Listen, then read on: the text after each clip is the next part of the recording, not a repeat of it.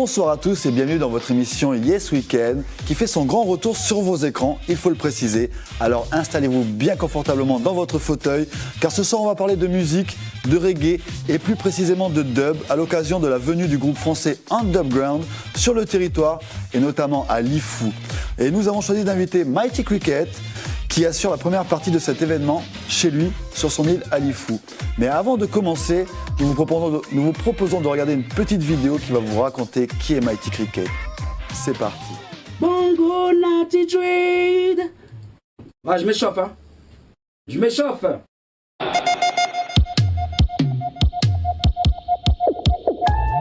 Celui que l'on nomme Mighty Cricket, de son vrai nom Gilles Chanemez, est sans doute l'artiste reggae dub le moins connu sur le territoire, et pourtant pas des moins talentueux.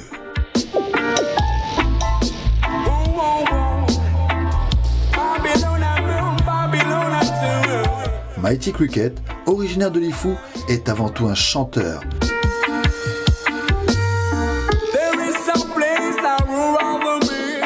Mais aussi ce que l'on appelle dans le jargon du sound system un selecta. Il sélectionne les vinyles passés lors des événements.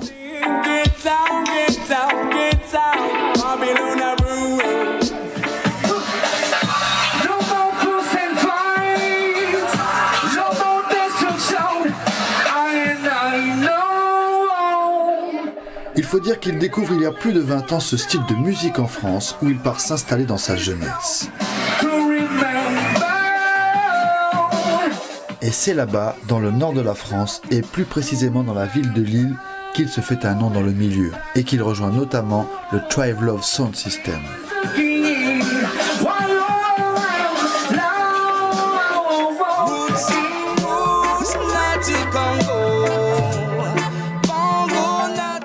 Et depuis, il n'a cessé de chanter, tout en sillonnant la France avec différents sound systems.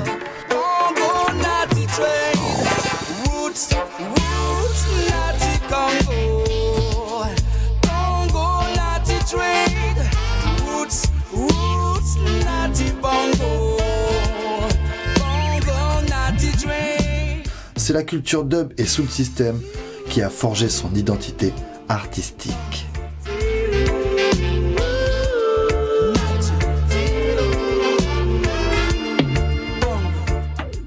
Et voilà pour ce petit extrait. Et tout de suite, nous retrouvons Mighty Cricket. Bonsoir Mighty. Bonsoir Matt. J'espère que tu es bien installé, que tu vas bien. Oui, ça va, je suis bien installé. Tu as pu voir cette petite vidéo de présentation. Est-ce que ça te rappelle des souvenirs ? Ça fait très chaud au cœur de voir ces images, ce montage. Ça m'émue un peu, voilà. Bah oui, c'était à l'époque en France. Et du coup, ça fait un bail que tu es revenu sur le territoire. Oui. Tu peux nous dire depuis quand tu es revenu sur le territoire ? Je suis revenu en 2017 sur le territoire. Voilà, ça fait depuis 2017. Et à Lifou, tu es originaire d'où exactement ? De la tribu de Djououlou. Ok. Alors, pour en revenir à tes débuts en tant qu'artiste, en quelle année est-ce que finalement tu quittes la Nouvelle-Calédonie pour rejoindre la France ? Et quel était le projet à l'époque ? Le projet, au fait, je suis parti en métropole suite au service militaire obligatoire. Ok. Et donc à l'issue de cela, quand j'étais à Lille, j'ai été muté à Lille et j'ai rencontré des personnes d'origine calédonienne du Pacifique qui allaient justement dans ce genre de type de soirée sound system. Et à l'issue de cela, on était une petite communauté à Lille de gens du Pacifique et donc on se retrouvait dans ce lieu qui était dédié au sound system. Et à l'issue de cela, je me suis intéressé à la musique, au message, et ça m'a plu. Et c'est pour cela ensuite, je me suis intéressé à pourquoi pas à être demain, À être chanteur peut-être, À être t'essayer chanteur, oui. Au départ, c'était plus pour passer des disques.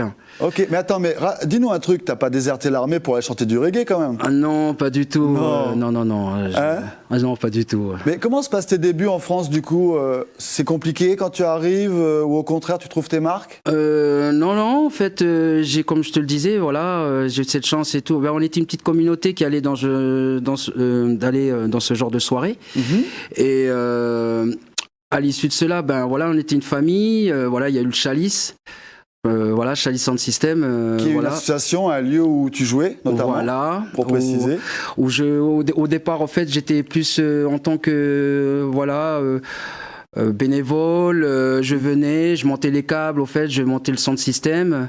À la suite de cela, j'ai commencé à acheter des vinyles. Mais qu'est-ce que cela t'inspire, ça on va en reparler, ce que tu dis là. Mais qu'est-ce que ça t'inspire, ces premières soirées en sound system? Ouais, ce qui m'a inspiré, c'est surtout le message. Et puis, voilà. Comme j'écoutais plus jeune au fait des morceaux que j'écoutais uniquement en CD ici sur la Calédonie, de voir cette musique jouer sur un format vinyle. Voilà, déjà ça m'a vraiment plu. Et comme on avait une boutique à Lille et tout, où justement ils vendaient des vinyles, j'ai commencé à collectionner justement ce genre de type de format.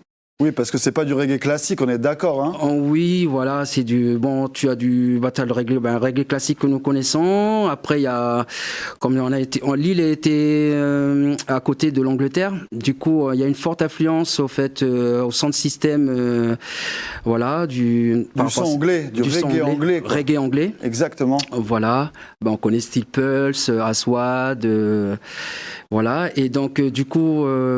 Ça m'a vraiment plu et c'est pour cela qu'au fait, je me suis pris au jeu à justement à emmagasiner le plus possible, m'enrichir en fait de cette musique-là. Et à l'issue de cela, j'ai rencontré des producteurs en fait, des gens en fait. Qui étaient là à une de mes soirées où j'avais sélectionné, j'étais en tant que sélecta et j'avais pris le micro et j'avais justement fait une reprise j'avais fait une reprise d'un morceau phare reggae. Et comme j'avais un bout de voix, ces producteurs-là m'ont appelé et par la suite, tu connais. Et c'est comme ça que ça a démarré, justement. Et c'est comme ça a démarré. Tu as découvert ta voix. Et justement, je voudrais qu'on regarde un petit extrait. C'est genre un interview qu'on a trouvé de toi. Unique, j'ai envie de dire. J'avais jamais vu une interview de toi auparavant. Oui. Donc on regarde ça et on réagit après. Ok, Mighty? Ça marche. C'est parti. J'ai commencé à porter les enceintes, D'accord. Commencé à porter les enceintes et puis voilà le bas de l'échelle. Dans Chalice et tout. Et puis après tout doucement, j'ai commencé à acheter des scuds et voilà, je me suis intéressé un peu vraiment au son système, au chant. Donc j'ai rencontré après Tomaski et tout, je sais qu'il faisait justement la musique, du dub, qui se rapprochait justement du dub anglais, quoi. Avec Robo aussi qui fait partie du One Way, on était les premiers à dire à Mighty qu'il avait une voix en or, qu'il fallait bosser ça. D'accord. Puis donc on a commencé les premières expériences studio avec lui il y a 2-3 ans. Et puis depuis, il y a un ou deux morceaux qui ont bien tourné dans les sound systems, qui ont été bien diffusés. Donc c'est là où ça commence, quoi, en fait. Le buzz a commencé là. Alors voilà justement un des producteurs, je crois, Tomaski. Oui, tout à fait. Voilà, qui témoigne qui a un certain engouement justement pour ta voix et qui te parle de toi. C'est assez motivant déjà pour l'époque. Ah oui, carrément. En fait, c'est lui-même qui m'a mis à l'étrier, quoi. Ok. Il avait grave kiffé mon teint de voix et du coup, il m'a invité à son studio. Du coup, on a partagé. Il m'a fait écouter des sons à lui. Et moi, j'aimais bien. Et du coup, voilà, on a commencé à bosser sur des morceaux. Voilà, et l'aventure a commencé comme ça, en fait. Voilà, l'aventure a commencé comme ça. Et d'où vient ce nom, ton blaze, Mighty Cricket, finalement? C'est quoi la petite histoire de ce nom? La petite anecdote, c'est par rapport... j'étais au carnaval de Notting Hill. Ah oui, qui est une référence dans le reggae, justement, voilà, sur le système à Londres. Voilà, du gros son en plein air. Et comme c'était ma première fois, voilà, je suis resté trop devant les enceintes. Et le soir, au fait, en discutant avec le centre qui avait invité Chalice, c'était déjà Observer. Observer Sound. Ah oui, ok. Sound System, et on était ensemble et en fait on allait ranger les enceintes dans son garage à la fin du carnaval et j'entends on était en pleine ville et j'entends dans mon oreille ça bourdonnait et j'avais l'impression que j'entendais des criquets. Ok. Et je lui fais allusion, j'ai dit c'est bizarre quand même en pleine ville on entend des criquets quoi, c'est bizarre quand même on puisse entendre ce genre de bruit. Et là, il pète un fou rire et tout, et puis c'est là qu'il me dit sacré Mighty Cricket, quoi. Et ça a commencé comme ça. Le gars qui te dit ça, c'est qui alors? C'est Jay Observer en fait. C'est un des piliers du sound system en Angleterre, reggae roots quoi. Donc un des piliers du reggae roots anglais te donne ce blaze-là à l'époque quoi. Voilà. C'est assez incroyable. Et du coup, tu joues aussi par la suite avec un sound system qui s'appelle Tribe Love Sound System. Oui, voilà. En fait, c'est un sound que j'ai créé avec on était 3. Il y avait Sabou et puis Sonam, il nous a quittés. C'est quelques années déjà, il y a quelques années. Et avec Seb Ayman. Et du coup, on a bossé, on bossait déjà individuellement chacun dans notre coin. Ok. Parce que tu vois, moi je sélectionnais, je jouais dans des bars ou dans certains lieux et tout, on m'appelait et tout, dans certaines salles où je pouvais m'exprimer et tout. Et puis il y a eu une bonne alchimie. Mes amis ils étaient collectionneurs de vinyles ainsi que moi-même. Et ensuite on a créé le son de Try Love. Combien tu as de vinyles, juste pour savoir? Peut-être comme ça, je dirais moins de 1000. Waouh, incroyable d'avoir une collection pareille. Et du coup, tu chantes principalement en anglais. Est-ce que tu es anglophone? Oui, je chante en anglais. Les gens me demandent, surtout sur des prods, ils m'appellent et tout pour chanter en anglais. Et sinon, ça m'est arrivé aussi de chanter en français parce que voilà, j'ai pu aussi chanter en live dans des groupes à Lille. Gadget Inspector. Avec Lord G et je faisais les chœurs, on chantait en français et j'ai pu aussi jouer avec des R2 Machin. Qui était un autre style plus, on va dire, trio. Où j'ai chanté une chanson qui s'appelle Métissé. C'était en français. Mais sinon, la plupart du temps, c'est que les producteurs reggae dub, ils m'appellent. Et du coup, quand je chante, c'est en anglais. Excellent. Et est-ce que tu fais des premières parties d'artistes connus, juste pour nos téléspectateurs avoir une idée du genre de ça date, j'ai pu faire Matt Professor, je sais pas si les gens connaissent, Matt Professor. Oui. J'ai eu la chance de jouer à Genève, en Suisse. Il y avait Arishan Stepa, Matt Professor, je faisais la première partie. Sinon, il y a d'autres. J'ai pas de souvenirs en tête, j'ai plus trop les souvenirs, mais c'est déjà des grands noms de la musique dub quand même. Matt Professor, c'est pas n'importe qui. Voilà. Mais justement, ce samedi soir, tu es en première partie du groupe Underground, chez toi à Lifou. Oui. Voilà, une autre nouvelle première partie. L'événement s'est organisé un peu dernier moment, mais on va regarder un extrait pour présenter Underground à nos téléspectateurs. T'es d'accord, Mighty? Super. Et après, on revient en plateau tous les deux. Ça marche. C'est parti pour cet extrait de Underground.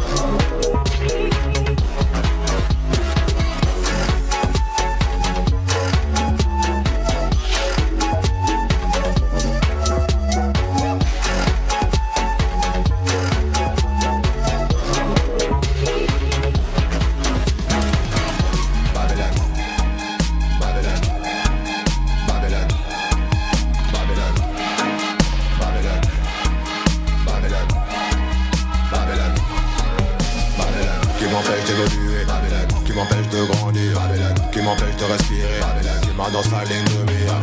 En mode ACOG, j'ai ta face dans ma lunette. Dans l'espace, j'envoie ta tête. Voilà pour cet extrait de Underground. On peut dire que ça envoie du steak, hein. Mais dis-moi, on est à la frontière entre plusieurs styles. C'est pas du reggae classique là. Non, bah, pas du tout. Voilà. Ben là, comme tu as pu entendre, en fait, voilà, c'est du dub. On va dire entre psychédélique, sans psychédélique et voilà. J'irais un peu trance, électro. Électro, effectivement, parce que le dub sur lequel tu joues n'est pas instrumental, comme on l'explique depuis tout à l'heure. Oui. C'est plutôt du dub qui se rapproche de l'électro. Oui, voilà. En fait, avec les personnes avec qui je travaille, ils créent eux-mêmes leur son de musique à base de clavier maître et tout. Ils ont chez eux, ils ont leurs instruments et par un groupe classique où on a un band. Là, c'est la personne elle-même qui crée ses sons de lui-même et tout avec ce qu'il a. Sur des machines. Voilà, sur des machines. Et on peut aussi appeler ça du digital. On peut appeler cela comme du digital. Ouais. On essaie d'expliquer un peu les termes pour expliquer le mouvement sound system aussi. C'est pas évident. Et on a un autre extrait. Oh, ça va vite, hein, mais bon, c'est comme ça, c'est l'émission. Cette fois-ci, en version plus reggae de Underground.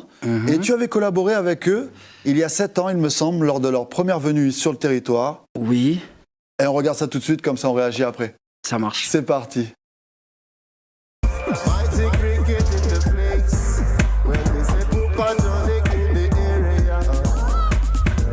Mighty cricket in all the place. When we see Papa Johnny on the corner. Love is the only solution to build a better nation. Love is the only solution to build a better nation.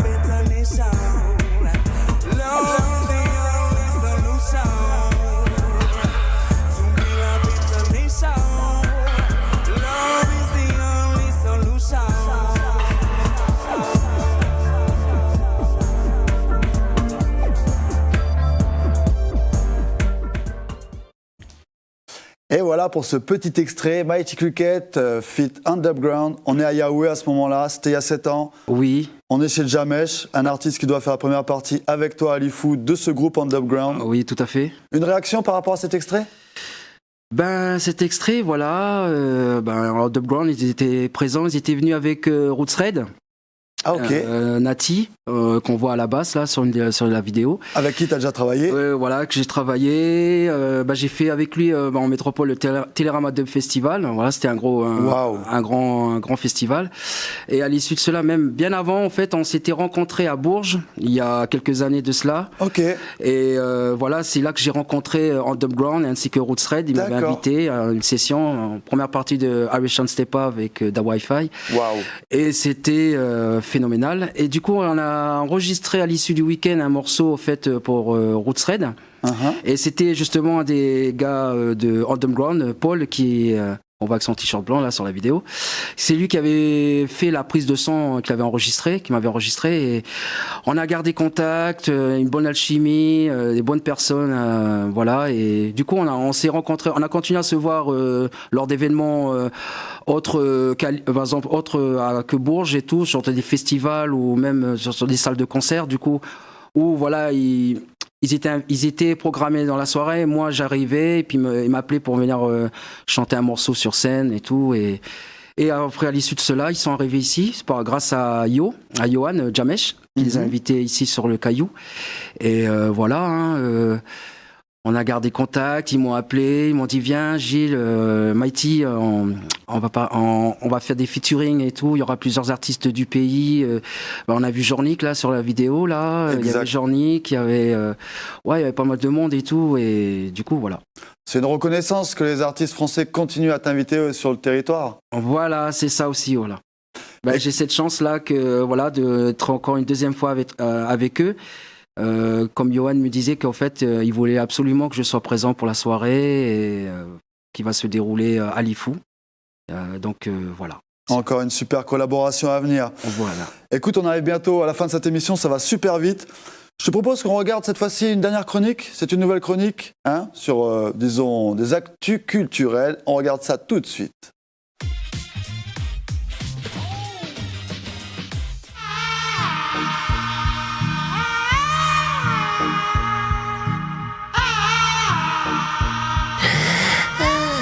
Vous n'avez peut-être pas le nom du groupe, mais vous connaissez sûrement ce morceau. Qui n'a pas entendu ce titre, intitulé Clint Eastwood, du groupe anglais Gorillaz, sorti il y a déjà plus de 20 ans et qui a fait un énorme carton.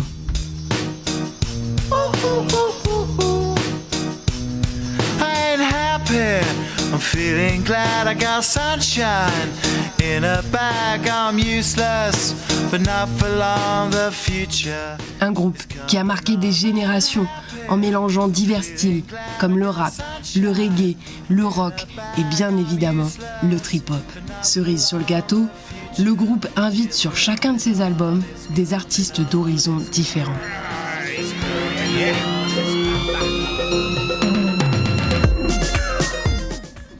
Il faut dire que la musique de Gorillaz, à la frontière entre divers styles, s'inspire des musiques du monde comme celle de la Jamaïque, du Mali ou encore aujourd'hui de l'Inde.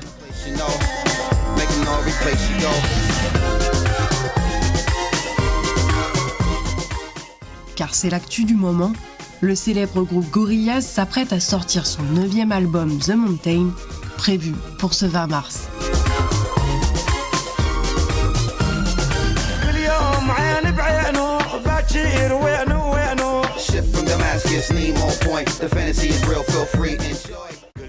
Un album inspiré, vous l'aurez compris, d'un nouveau voyage en Inde.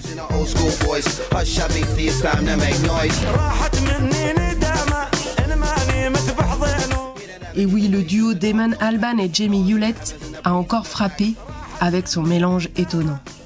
Certains morceaux sont déjà sortis, dont ce titre avec le rappeur Yasin Bey, plus connu sous le nom de Mos Def.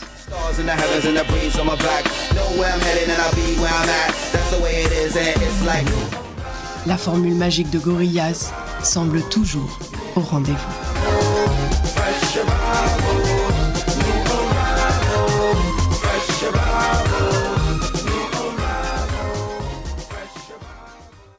Et voilà pour cet extrait, on ne pouvait pas passer à côté de cette actu, car c'est le 9e album de Gorillaz qui sort, c'est assez extraordinaire. Et justement, c'est un groupe à la frontière entre plusieurs styles. T'en penses quoi, toi, Mighty ? Ouais, c'est pas mal, moi j'ai bien kiffé le premier album, Gorillaz. Bon voilà, dès que c'est sorti, il y a beaucoup de gens qui ont été influencés, je pense, par leur musique et tout, essayer de faire pareil, quoi. Mais franchement, ouais, moi j'aimais bien les petites figurines qu'on voit là. En plus, ils ont leur personnage tout, à eux. Le personnage un peu manga, style et tout. C'était pas mal, quoi. Tout un univers justement esthétique aussi derrière. Et voilà, écoute, on arrive bientôt à la fin de cette émission. Je voulais savoir, depuis que tu es revenu à Lifou, du coup, comment va ta vie ? Qu'est-ce que tu fais ? Je suis à Lifou. Bon, je fais plus trop de sons. Beaucoup moins. Du coup, voilà, entre je vais dire la vie tribale, voilà, tout va bien sinon. Voilà. Tu es aussi un peu apiculteur, Voilà, je suis apiculteur. Bon, en ce moment, vu les intempéries ces derniers temps, bon, voilà, j'ai pas trop le temps d'aller voir les ruches, mais voilà, je suis apiculteur, maraîcher. Voilà, ça se passe bien. Ok, en tout cas, on était super contents d'avoir des nouvelles de toi, Mighty. Mighty Cricket, c'était vraiment un honneur pour nous de te recevoir. Ça fait longtemps qu'on s'était pas vu, et puis voilà. Écoute, Ouais, bah merci à toi en tout cas d'être venu nous raconter cette histoire extraordinaire. Nous, on se dit au revoir, Mighty, et on te souhaite un bel événement. Ça marche. Ça marche. Et on se dit à très bientôt, mon ami. À bientôt. Et nous, chers téléspectateurs, eh bien, c'est le moment de se dire au revoir. Donc, on va vous laisser ici en espérant que vous ayez passé une bonne soirée sur Caledonia dans votre émission Yes Weekend. D'ici là, faites attention à vous sur les routes. Et moi, je vous dis bon week-end. Bye bye.